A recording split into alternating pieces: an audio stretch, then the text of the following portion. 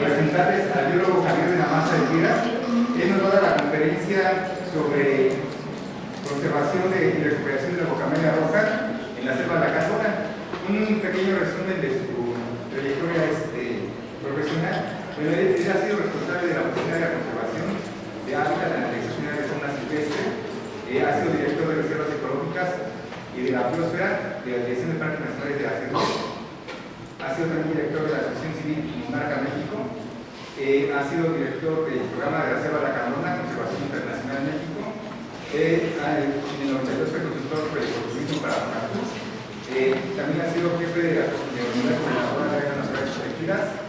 En el 2001 fue director de la Comisión Nacional de Áreas Naturales Protegidas de la Semarnat. En el 2002 más o menos coordinador del proyecto de situación actual de las áreas naturales protegidas en Latinoamérica y el Caribe.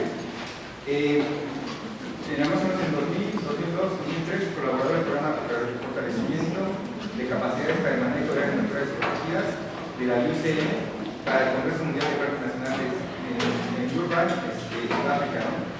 En el 2000-2005, director del proyecto de la Selva Lacandona en el Espacio Natural y Desarrollo Sustentable, y a la fecha es cofundador y director general de Natura y Ecosistema Mexicano. Bueno, bastante trayectoria, también ha hecho actividades académicas como presidente de la Sociedad Mexicana de Epidemiología, presidente de la Epidemiología Society, y bueno, varias asociaciones dedicadas a entomología y con más de 40 artículos científicos sobre mariposas mexicanas de Chiapas, y bueno, le damos un fuerte aplauso para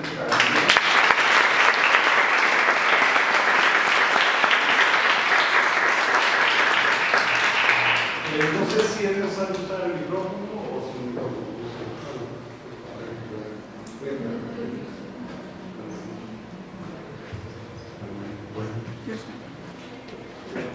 Bueno, voy a empezar. ¿Sí está funcionando el micrófono?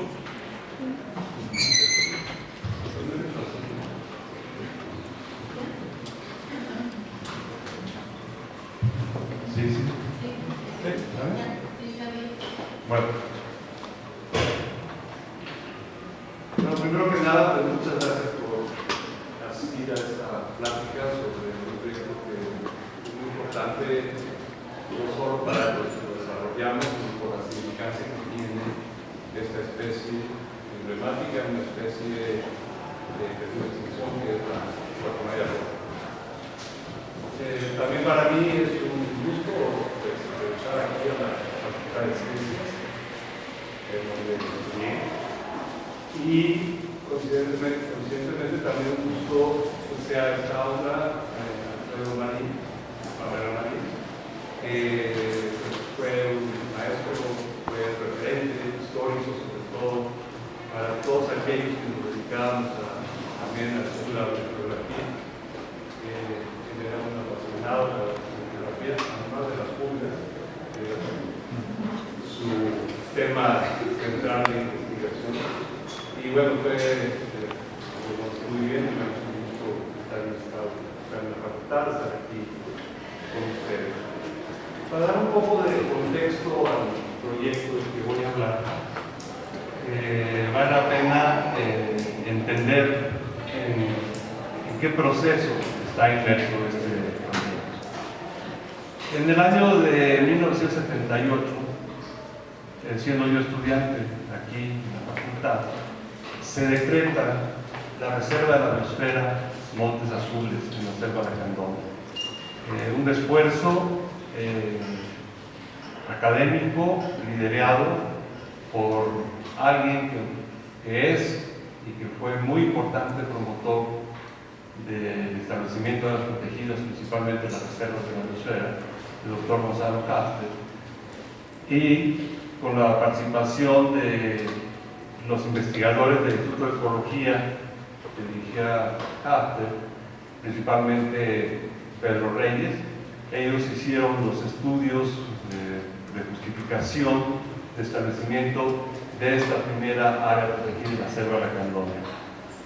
A raíz de ese decreto, yo ya había empezado a hacer trabajos en la selva y yo principalmente por la investigación sobre lepidópteros, sobre mariposas, pero luego uno se enfrenta a los procesos que van transformando los ecosistemas naturales, ¿no? Lo que viene siendo todos los procesos que los colonizadores empiezan a transformar para llevar a cabo cultivos agropecuarios. Pero como estaba establecida la protegida, entonces empecé a hacer una convocatoria a otros compañeros aquí de la facultad para que tratáramos de ir desarrollando actividades que pudieran hacer realidad que el área protegida Montes Azules se conservara. El devenir del tiempo de desarrollo profesional también me llevó a estar en varias ocasiones en el gobierno, y desde esa base, desde ese cimiento, posteriormente se establecieron otras áreas protegidas en la selva, ¿sí? Una muy importante que es como una ampliación de Montes Azules, que es la reserva de biosfera de la Cantú, otras adyacentes a ellas que son la área de protección de flora y fauna Chanquín.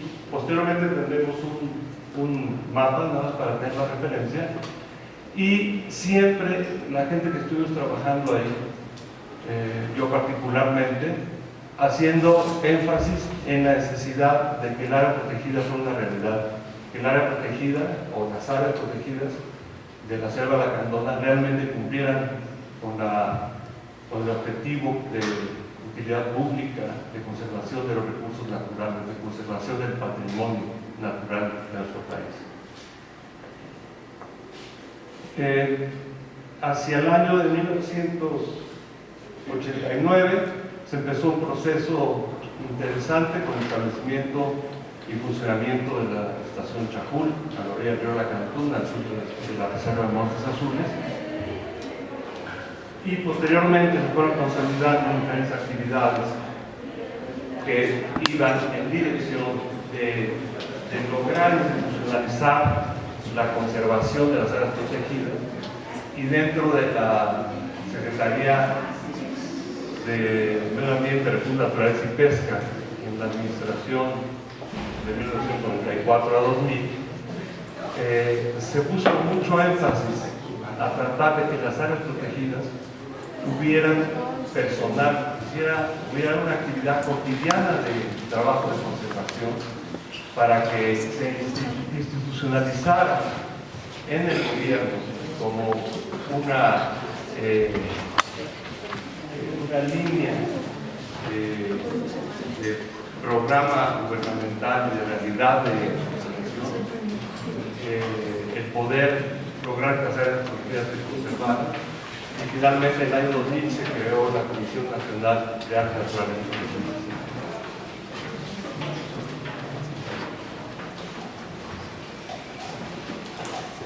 Posteriormente,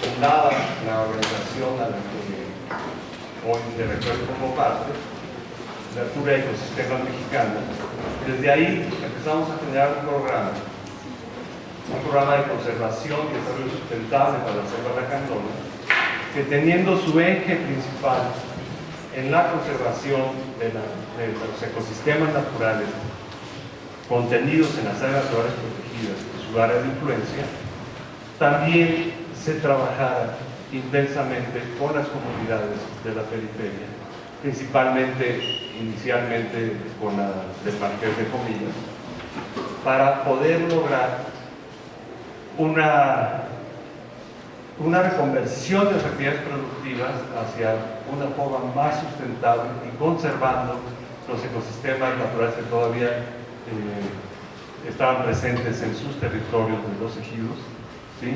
Pero sobre todo para que hubiera una relación absolutamente de ganar-ganar entre las actividades de conservación y las actividades de desarrollo que se llevan a cabo en esta zona.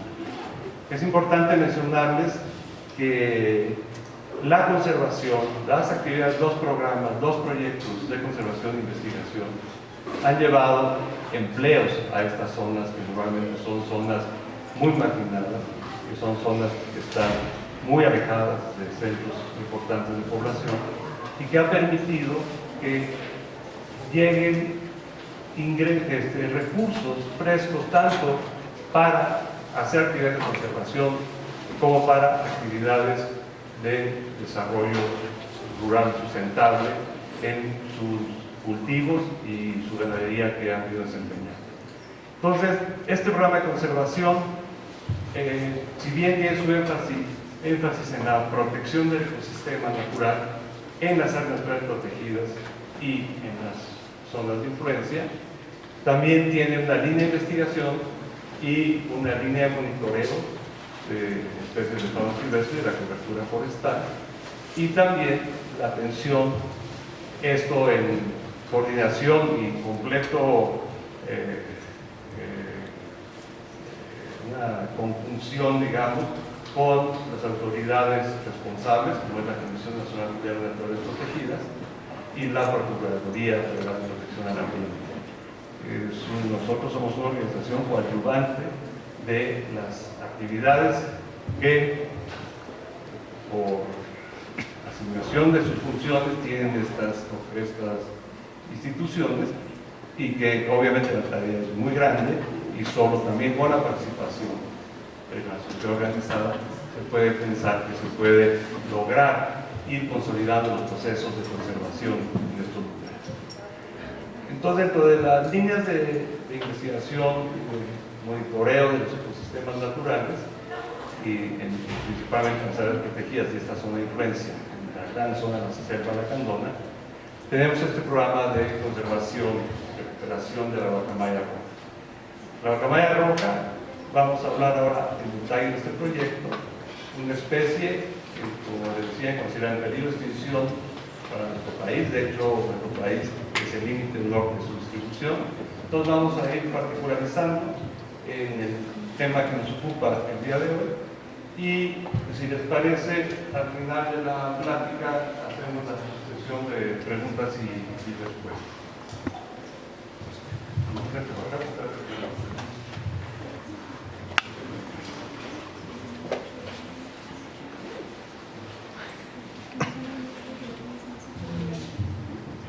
Bueno, aquí tenemos generalidades sobre la especie.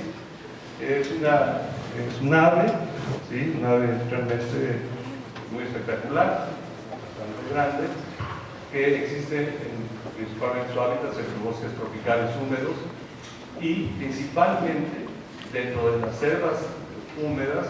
Está en las zonas de los grandes ríos, aledañas a los grandes ríos, y que son zonas inundables, ¿sí? Y por debajo de los 400 metros de altitud sobre el nivel del mar.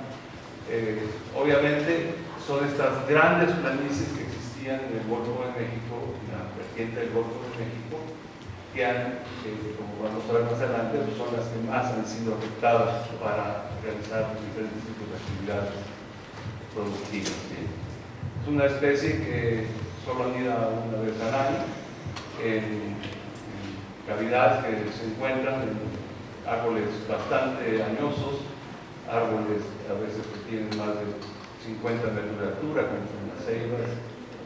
Es una especie emblemática a nivel de Latinoamérica, es la especie que está más afectada en todo su rango de distribución, y esta especie es tan emblemática que en países como Colombia, Ecuador y Venezuela comentan que Simón Bolívar se inspiró en los colores de esta ave para las banderas de esos países. Una especie considerada en peligro de extinción no solo a nivel de México, sino a lo largo de su rango de distribución. Es una especie indicadora de la calidad del ecosistema. Su presencia indica que es una conserva bien conservada, sin que los procesos ecológicos no han sido alterados gravemente, ¿sí? Y desde el punto de vista taxonómico hay dos subespecies.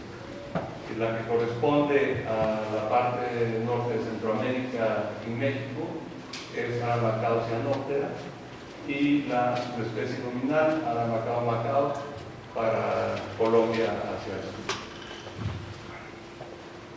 Aquí tenemos un esquema de lo que pudo haber sido su distribución original en México, el área de color rojizo, que viene desde el sur de Tamaulipas hasta Chiapas. Este rango de distribución a veces se ha puesto en duda que haya sido toda esa área su hábitat natural, porque muchos de los datos de la zona más norteña son de 1800, cuando se hacían colectas en lugares vastos, y a veces el lugar de embarque de los especímenes era el que determinaba la localidad probable de origen. Pero supongamos que esa era la distribución original. Como saben ustedes, toda la vertiente del Golfo, desde precisamente el sur de Tamaulipas hasta Campeche, el norte de Chiapas, ha sido fuertemente transformada toda su vegetación original por las actividades productivas, y prácticamente en toda esa zona de color rojizo ya no existen registros recientes de guacamayas y recientes. Puedo hablar desde hace unos 50 años a la fecha. El área de color morado que tenemos en la frontera con Guatemala, en Chiapas, lo que es la selva Lacandona, el triángulo que entra antes.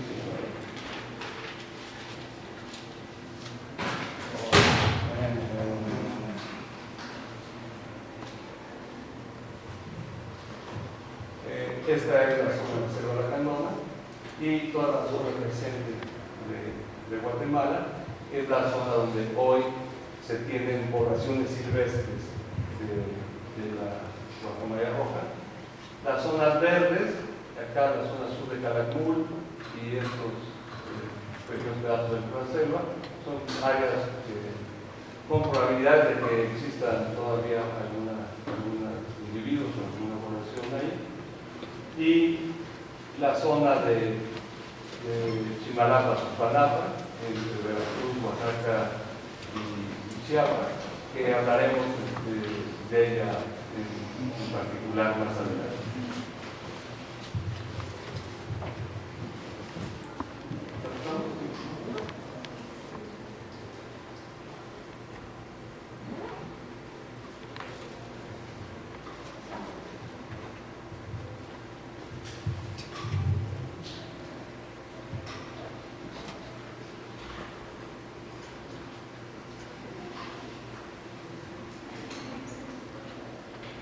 Bueno, en lo que podemos pasar la siguiente, es también interesante hacer mención que en esta parte también del Pacífico de Chiapas, principalmente esta es una parte seca, posiblemente ahí no estuvo en Guatemala, pero también es una zona de selvas altas. De hecho es la única zona de selvas altas en el Pacífico de México, pero también estas zonas bajas muy transformadas por actividades agropecuarias, principalmente en esta zona la caña de azúcar y el café.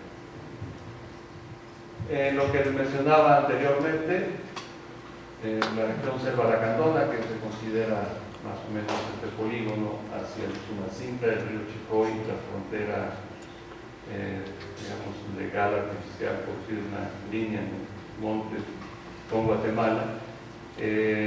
Esta es la zona del Marqués de Comillas, esta es la zona propiamente de la Lacandona, ¿sí?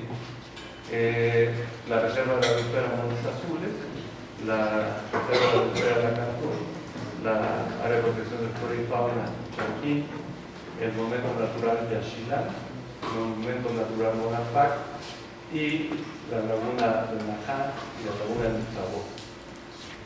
Estas áreas protegidas suman aproximadamente 420.000 hectáreas, y si se dan cuenta, si bien esta foto de satélite no es la más reciente, sí se ve el grado de afectación que hay en la parte exterior a las áreas protegidas. Las áreas protegidas sí han servido históricamente a nuestro país como un instrumento de política ambiental para lograr que se conserven en el largo plazo los ecosistemas naturales. Las zonas de mayor presencia que veíamos, o que se localizan las poblaciones silvestres de la guacamaya roja, es el río Lacandón, que en esta parte, como se puede ver, entra a lo que viene siendo los valles de acarreo que forman el Marqués de Comillas y toda esta zona, que son las selvas inundables. El río, como se denomina, un río meándrico en toda esta parte plana, que llega hasta la unión con el río Salinas Chicoy, esta parte que es del medio de las Américas, y aquí formalmente inicia el río Sumacinta. Esta área de tierras planas inundables es hoy el único lugar donde se encuentra en nuestro país poblaciones silvestres, podemos utilizar la palabra poblaciones sanas silvestres de guacamaya roja. La parte de la reserva de Montes Azules, como pueden ver por el color más oscuro, está muy bien conservada, y esto gracias al esfuerzo que se ha hecho en tantos años para su conservación. La zona Marqués de Comillas, como pueden ver, los colores claros, es una zona que está teniendo demasiadas afectaciones. Esta zona del Medio de las Américas prácticamente ha perdido toda su cobertura forestal. Y no solo son dos regiones, la Lacandón y el Marqués de Comillas, sino geológicamente también tienen origen diferente. La zona de la Lacandón, donde están estas áreas protegidas, son suelos kársticos emergidos, y los suelos en el Marqués de Comillas son suelos de depósitos aluviales, de guijarros, y eso determina también mucho el tipo de vegetación que hay en un lado y en otro, ¿no? Incluso podemos decir que a nivel de insectos tenemos presencia de especies diferentes del lado del Marqués de Comillas que del lado de la selva de Montes Azules, de la Lacandona, sin que signifique que el río es una barrera. Es simplemente que para los herbívoros las plantas de alimentación son importantes y los suelos determinan qué plantas van a crecer en cada sitio. Y estas selvas inundables permanentes, más algunas que todavía quedan del lado de las áreas protegidas, es el ecosistema que mayormente utiliza la guacamaya roja.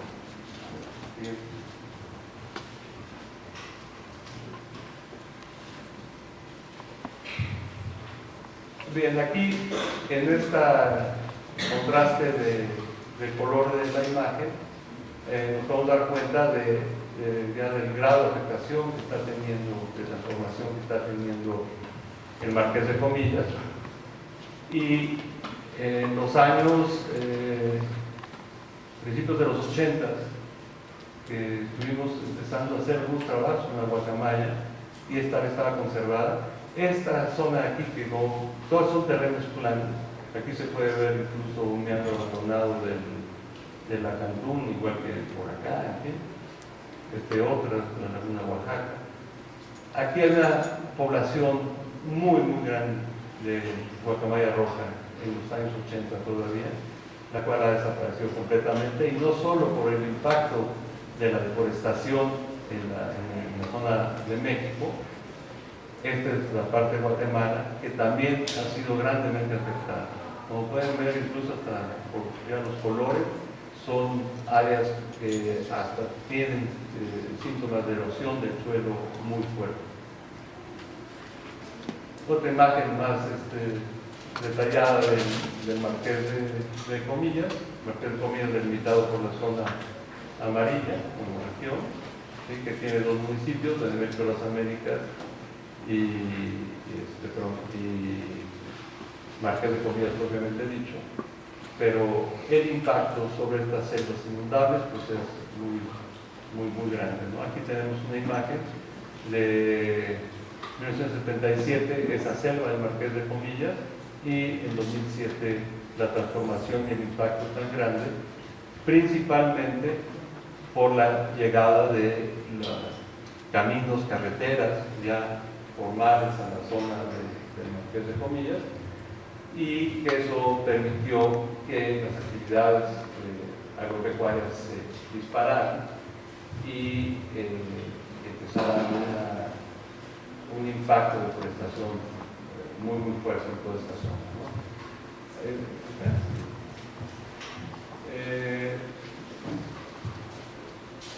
Normalmente, como ustedes saben, el proceso de roza, tumba y quema en la selva, que es característico afortunadamente de nuestros sistemas tropicales, y que aquí en la foto no se aprecia, pero aquí, aunque hay vegetación, es el cerro que está en la base de esta superficie, y desafortunadamente por una hectárea que abren para el cultivo, por falta de cuidado en el uso del fuego en la época de secas, que precisamente en los últimos años, por cuestiones cíclicas, por cuestiones del impacto del cambio climático, se ha hecho muy acentuadas la temporada de secas.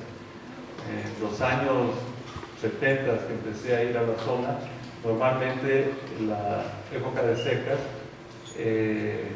no transcurría sin que por lo menos cayera una buena lluvia, una vez a la semana, 2 veces por semana, ¿no? El tipo de clima que tenemos en esta región es del tipo AF, que en general, sin entrar en detalles de sus divisiones, es tropical con lluvias todo el año. Ahora prácticamente las lluvias se están concentrando hacia el verano y hacia el invierno, principal con la mayor cantidad de lluvia en el verano. En toda la zona de distribución de la guacamaya, más o menos un promedio de precipitación pluvial anual es cercana a los 3.000 milímetros de promedio, ¿no? Pero en estas épocas no se hable del 98, que fue un desastre, ¿no? Cuando fue la primera vez que se registró el efecto de la corriente del Niño, el fenómeno del Niño, que se perdieron cientos de miles de hectáreas en la selva lacandona por la falta de cuidado de la gente del campo al realizar sus quemas, ¿no? Y normalmente todos los incendios que tenemos en la selva son producto de las actividades agropecuarias, de la preparación de los terrenos para las actividades agropecuarias.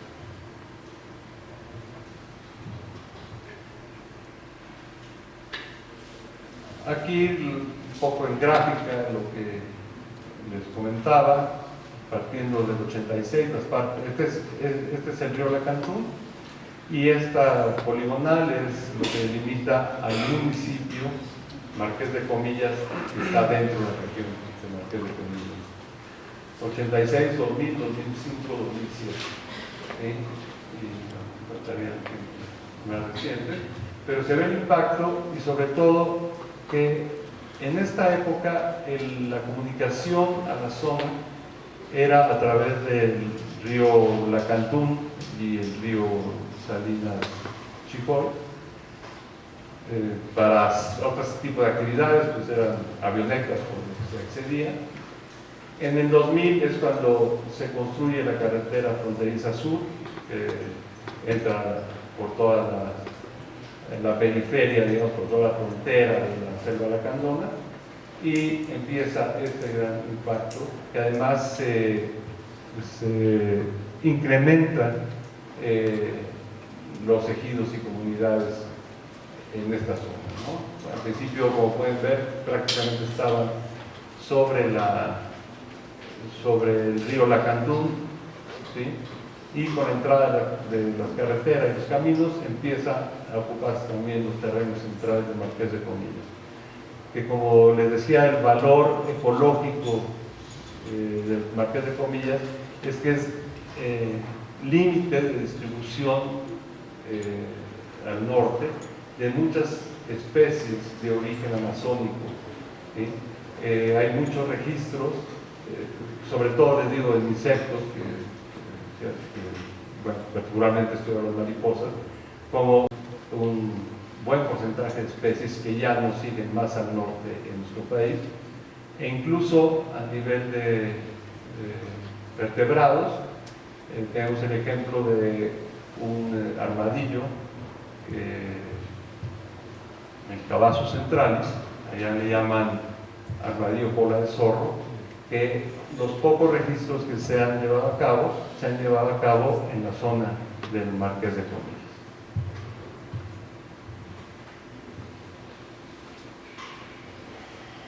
Bien, el esfuerzo que hemos venido realizando nosotros concretamente para la conservación de la guacamaya es precisamente la conservación de su hábitat natural. Pero una de sus amenazas es precisamente esa, que en la zona que no está bajo ningún tipo de normativa de conservación, pues tenemos una pérdida acelerada del hábitat, como hemos visto en las réplicas anteriores, dado que esta área del Marqués de Comillas, no cabe duda que era el área más importante en México para su distribución, para su conservación. Aunado a esto, también históricamente hemos tenido nosotros el registro del comercio que se ha hecho con los pollos de la guacamaya, desde la época en que usábamos las avionetas para entrar a las barcazas para entrar a esta zona, siempre en lo que eran la pista de la avioneta o los poblados donde estaban los embarcaderos de las lanchas, siempre estaban las jaulas con por lo menos 20, 30, 40 pollos de guacamaya, ¿no? Entonces, además del impacto sobre su ecosistema, en esta especie hay una incidencia muy fuerte sobre la apropiación de los pollos en sus nidos por diferentes tipos de artes rústicas de subirse a ellos dependiendo de la altura. En la foto de la izquierda están construyendo una escalera clavando algunas ramas de rollizos para llegar arriba.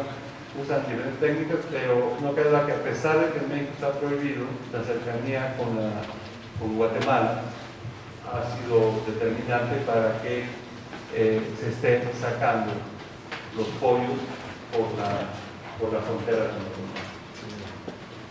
A veces no solo se pierde los pollos, sino a veces para sacar los pollos y no pueden subir de arriba del árbol, entonces se pierde la mirada y se pierde el árbol de anidamiento.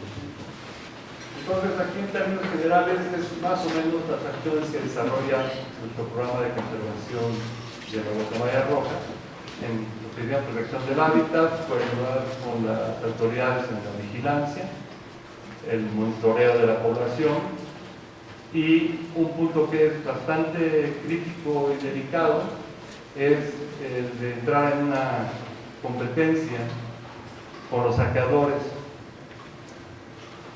para poder realizar la crianza de los polluelos en condiciones controladas que puedan ser reintegrados en la naturaleza.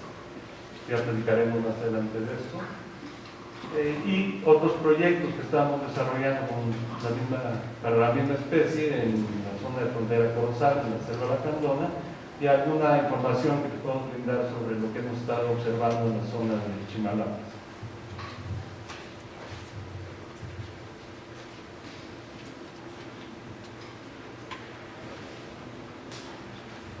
Podemos decir que hemos logrado que se conserve, particularmente se haga un esfuerzo de conservación por diferentes líneas de actividades transversales que tenemos nosotros en el proyecto.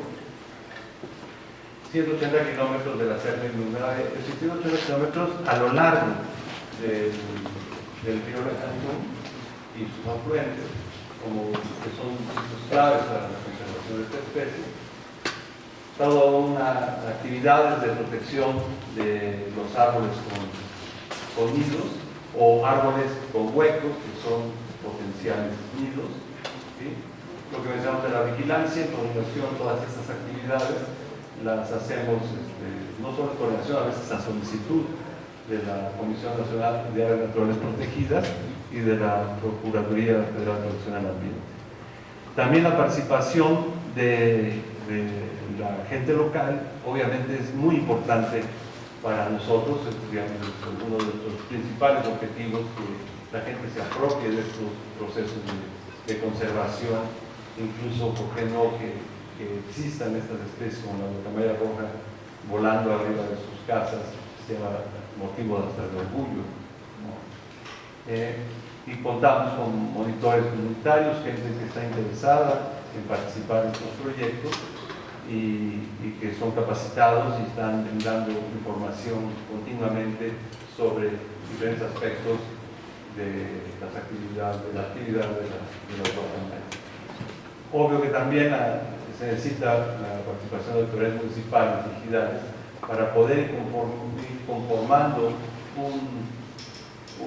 una sociedad informada y que pueda lograrse cristalizar muchas acciones en contra de las actividades ilícitas, y también la conciencia y el orgullo de la gente que vive en estos lugares. Esta es una imagen, este es el río Sendales, que sale, bueno, corre a través de toda la reserva de Montes Azules y desemboca en el Acantún. Ahí podemos ver las partes inundables, son estas partes que tienen una vegetación relativamente baja, de plantas muy higrófitas. Pero esta es una imagen muy característica de lo que es la parte sur de la reserva de Montes Azules.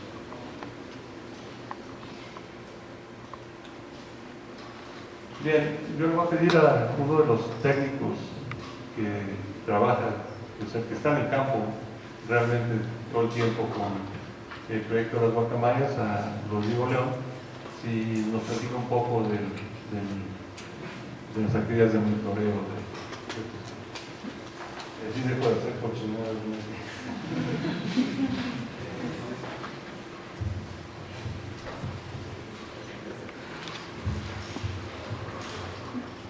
Bueno, hola, buenos días, tardes ya.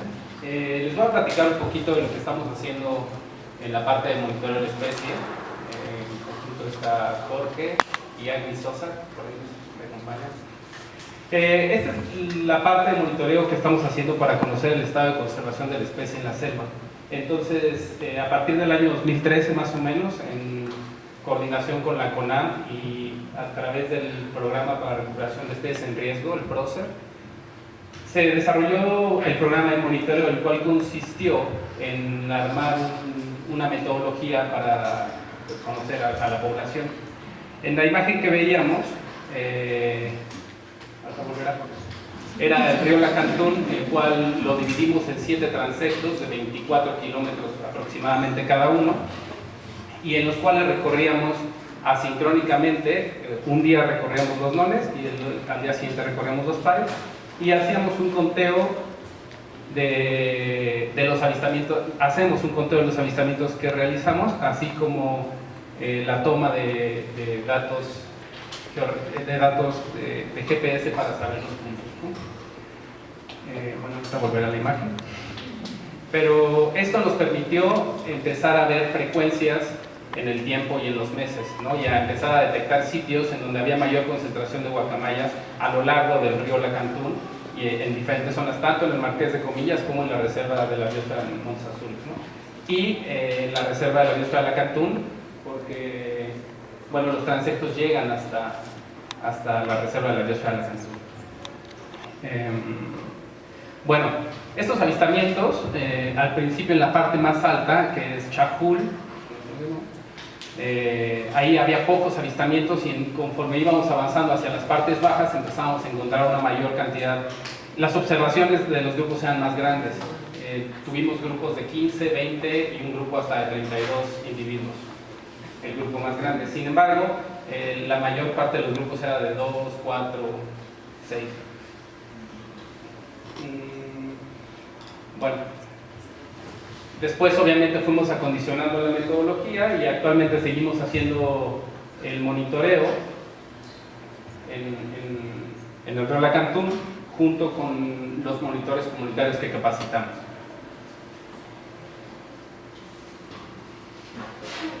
Bueno,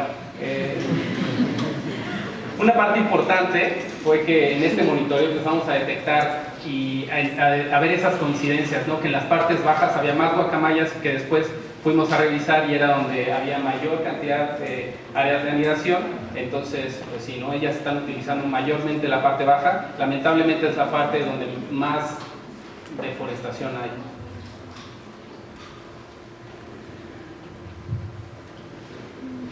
Ahorita volveremos con la imagen.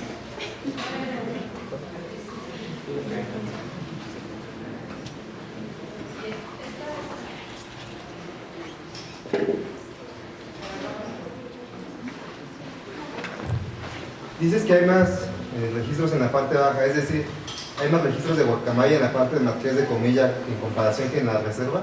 Sí, lo que pasa es que ahí hay, pues, tal vez pensar un sesgo, porque los muestreos lo hacemos sobre el río Lecantún, ¿no? Entonces vamos en la lancha y vamos haciendo la detección de las aves, tanto del lado de la reserva como del lado del Marqués de Comillas, pero obviamente del lado del Marqués de Comillas el campo visual es inmenso, ¿no? Porque no tienes esa cobertura vegetal. Pero de todas formas lo que estamos viendo es que están cruzando de la reserva hacia el Marqués de Comillas y regresan otra vez a la reserva. ¿Y saben la frecuencia de nidos dónde es mayor? ¿De nidos? Ahorita vamos para los nidos. Pero sí, es ahí, en las personas bajas, al menos ahorita, ¿no?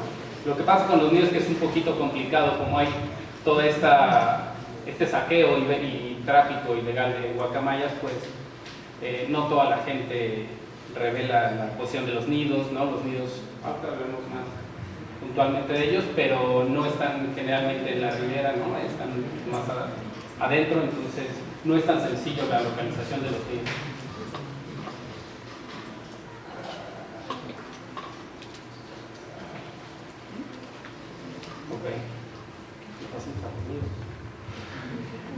Bueno, en estos recorridos de los transectos que les menciono, no solo se hacen los registros de guacamaya, sino de toda la comunidad de aves de la ribera, para tener la composición de la comunidad. Bueno, ahí están los 7 transectos iniciales. Este morado es la parte alta, que corresponde al ejido de Loma Bonita. Después aquí sigue la parte de Chaful. Esto es la zona de Galacia. El transecto 3, esto es Reforma Agraria, el río Sendales, la cabecera municipal Pico de Oro. Este es un transecto cerca de Quilimucharo, y esta parte que ya no sale aquí, ¿verdad? Pero se extendió el monitoreo hacia esta parte que es más baja, que es hacia el ejido Quilimucharo. Esta es la reserva de la Nuestra de Lecantún y este es el río Lacanja. Lo que les comentaba es que en esta parte de acá es donde más avistamientos y grupos más grandes hemos detectado, ¿no? Y en la parte más alta, en esta creo que se han detectado 2 o 4 guacamayas en todos los 3 años de monitoreo que llevamos. Vale la pena hacer notar que la palabra alto no significa una variación importante de altitud, es más bien en la composición geológica, son terrenos más abruptos, ¿no? De hecho hay un encañonado ahí, y porque la altitud, ahí el río está corriendo sobre los 145 metros, y en la parte río abajo, digamos, donde termina la imagen, estaremos a 135 metros, ¿no? Entonces realmente todo es una zona de tierras bajas, pero las de Marqués de Comillas pues, están son tierras de origen aluvial, son tierras muy bajas con relación a metros, y esos metros provocan que se vuelvan inundables durante la época de lluvias, ¿no? Porque 3, 4, 5 metros ahí es entre te inundas y no te inundas, ¿no? Y esa zona aluvial, y por eso es una zona de depósito aluvial, se da principalmente en toda esta parte del Marqués. Bueno, unas fotos nada más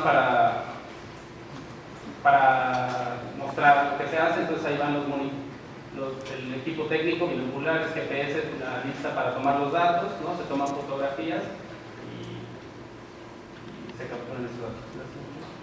Lo que les comentaba, no solo se detectan guacamayas, sino también las demás aves que están componiendo la comunidad. Y bueno, esta es una fotografía del grupo más grande que hemos detectado. 32, 46. 46. 46. Este nada más es un ejemplo de la frecuencia de avistamientos, en donde el mayor número de avistamientos fue en diciembre del 2014 con 138 observaciones. Nada más. Bueno, ahora esta es la parte de monitoreo, ¿no? Ahora les vamos a hablar un poco del rescate y manejo de la guacamaya. Con toda esta situación de saqueo que ha habido de pichones de guacamaya en la zona, pues se implementó el plan de recuperación de la guacamaya roja, el cual consiste en hacer un monitoreo de los nidos en la ribera, principalmente porque era donde estábamos haciendo nuestro monitoreo, ¿no? Entonces, a la vez que se estaba haciendo el monitoreo para la detección de guacamayas, se buscaban árboles potenciales para la anidación, los cuales se empezaban a monitorear desde noviembre hasta pues, agosto prácticamente, que es la temporada de anidación de la guacamaya roja. Entonces detectábamos los nidos y los seguíamos monitoreando durante toda la temporada. Muchos de estos nidos obviamente estaban del lado del Marqués de Comillas, en la zona ejidal. Entonces lo que hemos estado haciendo es ir a los ejidos a que la gente conozca la situación actual de la guacamaya roja y a que conozcan el programa de rescate y manejo. En ella hablamos con los pobladores y ellos son los que nos informan si tienen nidos en sus parcelas, ¿no? Porque finalmente para nosotros sería un trabajo titánico estar recorriendo todo el Marqués de Comillas en busca de estos nidos. Entonces nos acercamos con la gente, ellos nos dicen que tienen nidos y entonces ahí empezamos a hacer monitoreo en las parcelas. También del lado de la reserva de la biosfera hacemos recorridos en tierra para buscar estos nidos, igual los seguimos monitoreando. Una vez que detectamos la ocupación del nido, pues se empieza a visitar regularmente hasta que ¿sí? subimos para ver en qué estado va, ¿no? Si están preparando el nido. Generalmente lo empezamos a asociar con la fecha en la que empezamos a ver a las guacamayas. Nosotros habíamos detectado que a partir de marzo empezaban a poner los huevos, pero pues ha habido bastantes variaciones y bueno, lo que hacemos es llegar, subimos, corroboramos en qué estado va y entonces ahí empieza la cuenta regresiva para el monitoreo, ¿no? Subimos, checamos, vemos si lo están preparando o en qué estado va. También empezamos a ponerle el nivel de riesgo de cada árbol, ¿no? Si empezamos a ver que ya tiene marcas de que está limpio abajo, ya tiene escalera, o empezamos a encontrar cordeles en los árboles, entonces esos son nidos de prioridad. También si están muy cerca de los caminos o hay casas cerca, son nidos prioritarios los cuales tenemos que estar viendo prácticamente diario, ¿no? Entonces subimos, lo checamos, vemos qué hay y ahí.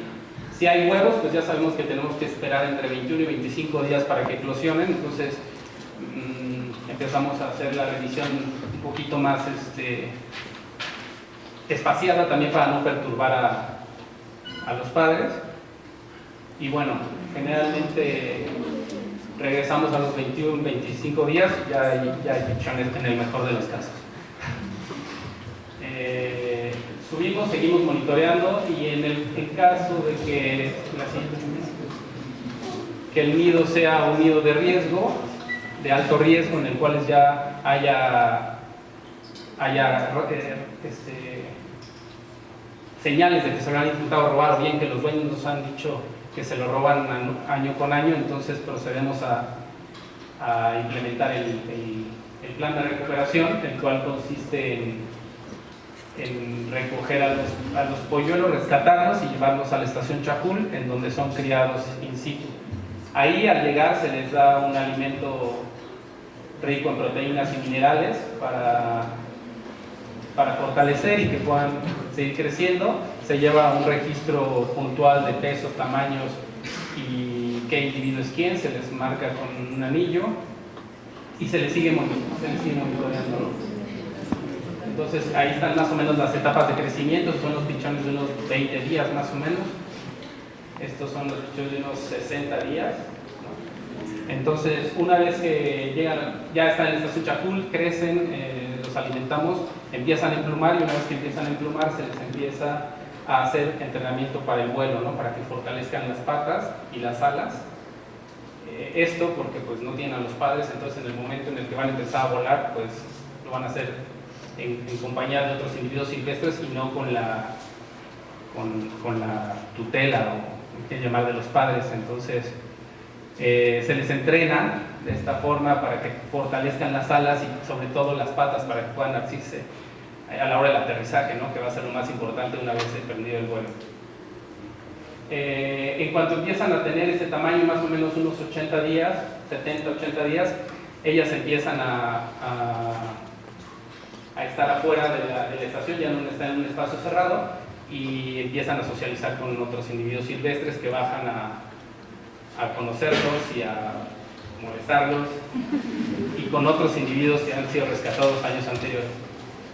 Entonces estos son parte de los ejercicios que se hacen para fortalecer sobre todo las patas, ¿no? Porque las alas finalmente ellas, cuando están en el nido, que ya tienen este tamaño prácticamente adulto, están aleteando ahí todo el día para empezar a fortalecer, y bueno, ahí fundamentalmente es las patas. Una vez que tienen ya todo su plumaje, empiezan a perder peso, alcanzan a pesar hasta 1,2 kilos más o menos, ahí empiezan a bajar, y cuando llegan como a los 700 gramos más o menos, ya va siendo hora de que empiecen a volar. Entonces llegan otros individuos silvestres, las empiezan a provocar, ¿no? Un poco, y entonces llega un momento en el que hay un grito de alerta de alguien de la parvada, entonces ahí está el grito de alerta y los pichones salen con los individuos adultos, ¿no? Entonces se reintegran solos, entonces poco a poco empiezan ellos a mostrarles, la población silvestre le empieza a enseñar a los polluelos dónde comer, dónde dormir, y poco a poco así se van ocupando el espacio, ¿no? Obviamente pues siguen regresando después de un tiempo para alimentarse, ¿no? Porque todavía no comen totalmente silvestre, es un proceso que se da pues un poco lento, entonces regresan durante el primer año a seguir comiendo, y con los años cada vez se vuelve más espaciado su regreso, entonces nosotros seguimos monitoreando todos sus regresos, quiénes son, y bueno, ahorita quiénes son y cómo van. Eventualmente empezamos a identificar individuos que fueron criados en la estación Chacul, rescatados y criados, y ya tienen pareja silvestre. Hemos tenido individuos que traen a sus pichones silvestres, ¿no? Entonces eso ha sido un buen indicador para nosotros y para determinar que sí ya están interactuando directamente con los adultos silvestres.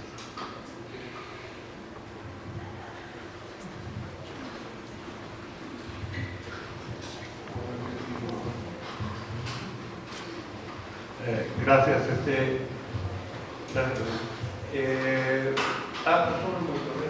A ver, pero fronteras, rápidamente. ¿Qué es el monitoreo de fronteras? Bueno,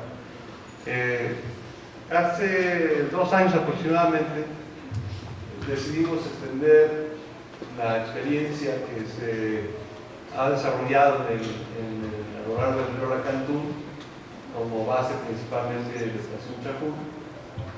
Y históricamente el río Sumacinta y la zona aledaña a la zona arqueológica de Yaxchilán y el poblado que se llama Frontera Corozal había sido un sitio importante de distribución de la guacamaya de la roca. Desafortunadamente el impacto en la deforestación, principalmente en esta zona, más en el lado de Guatemala que en el lado de México, más la captura de individuos de la guacamaya, abatió completamente la población. Entonces estamos trabajando con gente de la comunidad para establecer un centro de manejo, de reproducción y de introducción de la guacamaya roja en la zona de Frontera Corozal, en la zona del río Sumacinta. Entonces contamos con gente de la localidad, de Frontera, que está involucrada desde hace 2 años en el proyecto.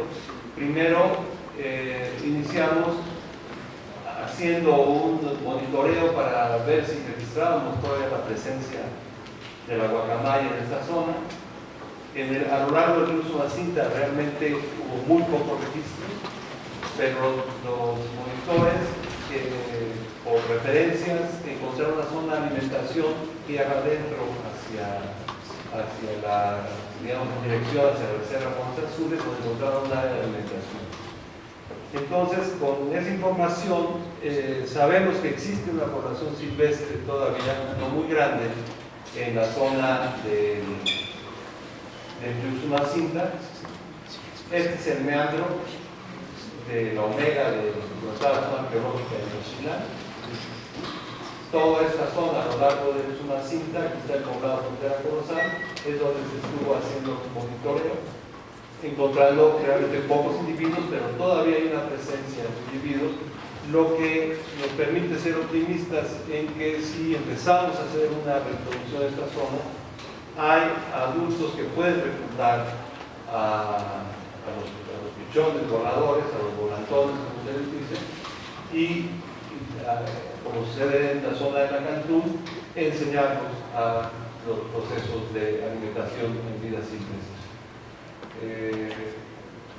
Aquí son los lugares donde se han hecho los registros, cerca del poblado de frontera Corozal, en la zona de la omega de Yaxchilán, y esta es la zona tierra adentro donde se han registrado más individuos porque es un área de alimentación.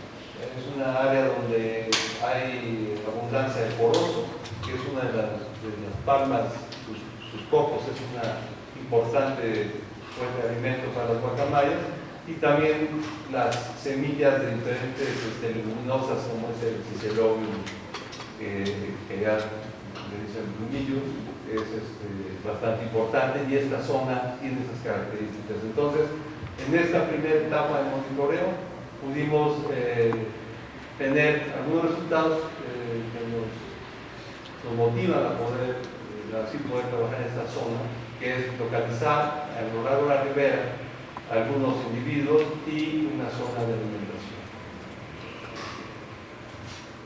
Son los huesos de los cocos de la palma de Corozo, simplemente como referencia que es un alimento importante. Estos son los cicelobium que tienen, lo he visto por ahí, de repente se ven los paquetes de semillas, que es un alimento importante para el guano. Fotos de esta zona.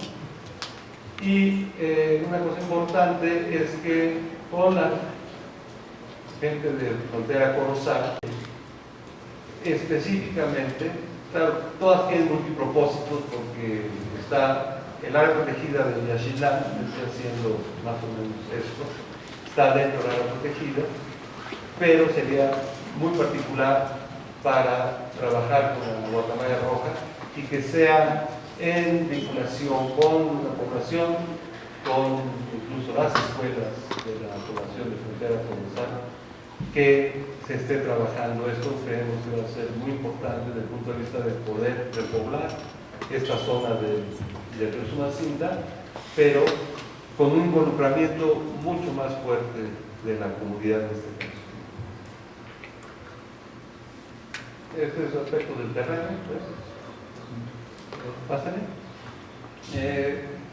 Otro aspecto que hemos desarrollado desde hace algunos años a la fecha es vincularnos con la gente que trabaja regionalmente proyectos similares de la guacamaya roja, particularmente con Guatemala, que es el país vecino, pero también con Belice, porque nuestra población se supone que puede tener movimientos, toda esta población de guacamayas entre estos tres países.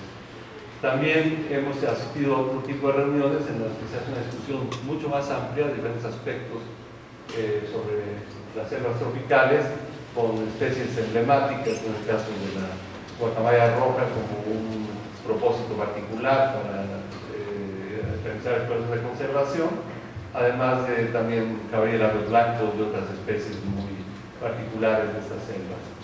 incluso con Perú, con el Centro de Investigación Tropical en el río Tambopata, en el Amazonas peruano, que ellos se han dedicado hace muchos años a la colocación y el perfeccionamiento, digamos, en el diseño de nidos artificiales para poner más huecos a disposición de las guacamayas.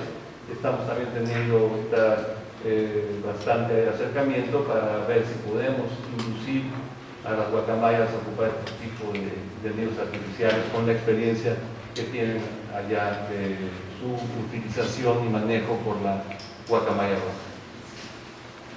Brevemente, los resultados en la zona de Chimalapa. Es un proyecto que el responsable y coordinador es Jorge Alonso, que es un individuo, y que empezamos nosotros con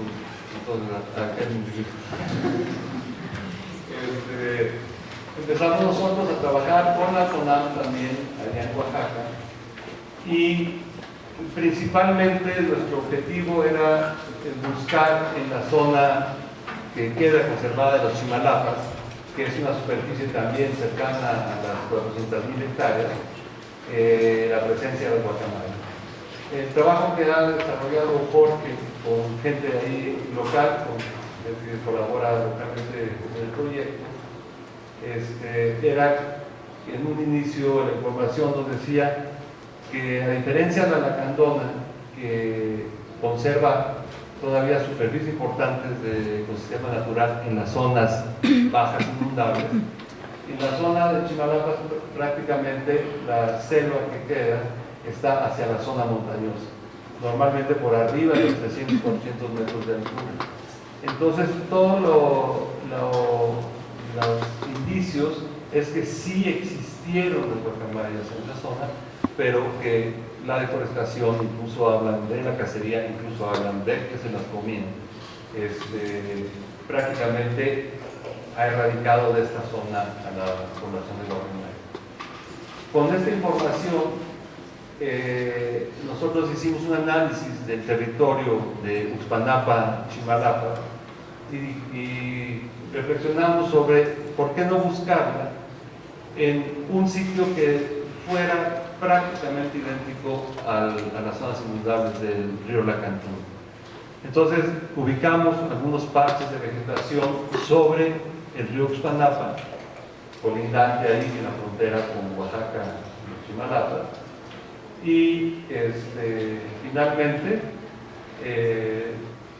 tuvimos registro de guacamaya roja en esta zona. En el informe anterior, nosotros habíamos empezado a trabajar en estos poblados: San Francisco, La Paz, La Fortaleza, incluso la Esmeralda, que está por acá, ¿sí? Y vean ustedes cómo la cobertura aquí se ve oscura, ¿sí? Principalmente toda esta zona es una topografía muy accidentada. La parte plana de la planicie costera, digamos, de los terrenos aluviales, era por donde cruzaba el río Uxpanapa. Entonces, en esta localidad de Palancares, finalmente, en unos reducidos parches de vegetación, no sé por qué no tiene más de 200 hectáreas, algo así, finalmente los monitores pudieron tomar la fotografía de una guacamaya roja. Hasta ahorita creo que no se han registrado juntos más de 3 individuos, o ni siquiera. Un avistamiento de 7. Pero es una población muy crítica y estamos apenas con lo importante es haberlo encontrado, ¿sí? Porque había reportes de los años 70, de los años 80, pero no documentados, no a través de ninguna documentación técnico-científica, o alguna constancia de esa presencia, y por muchos años se consideró que esos datos sí podían haber sido un individuo ocasional, pero que la población en 20 años posteriores ya había desaparecido. Pero bueno, ha sido muy importante para nosotros el hecho de haber encontrado la población silvestre en Veracruz y sur de Veracruz y Oaxaca, en la zona del Uxpanapa, y que también nos permitiría pensar en establecer con la gente local algún proceso importante de conservación y de introducción de esta especie. Son imágenes del avistamiento del 1 de marzo. Y bueno, todo esto es una actividad que es transversal a todas las acciones que desarrolla Natura y Ecosistemas Mexicanos allí en la Selva Lacandona. Es lo que se refiere a la difusión, información, educación ambiental, ¿no? Entonces, una serie de actividades que se llevan a cabo para involucrar a la población, para informar a la población, énfasis en los niños, ¿sí? Ya que nos hemos podido, después de 10 años de estar realizando esta actividad, que eran niños en algún momento que empezaron a asistir a estos cursos, estas pláticas, pues ya son jóvenes, preadultos o adultos, y ya tienen una visión muy diferente, o al menos tienen información para entender mucho mejor los procesos que están afectando a las selvas tropicales en esa zona, y en particular a ciertas especies, como es el caso de la guacamaya, el jaguar, el labios blancos, el tapir. Carteles que se ponen en las escuelas, en las iglesias municipales, actividades que se llevan a cabo.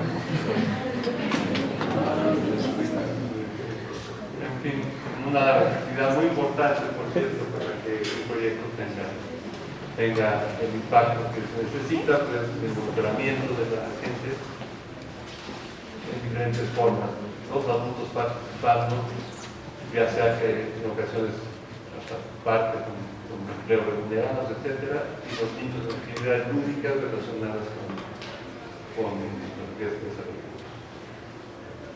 Bueno, pues es todo lo que quería presentarles y estamos a su disposición para cualquier pregunta que quieran hacer.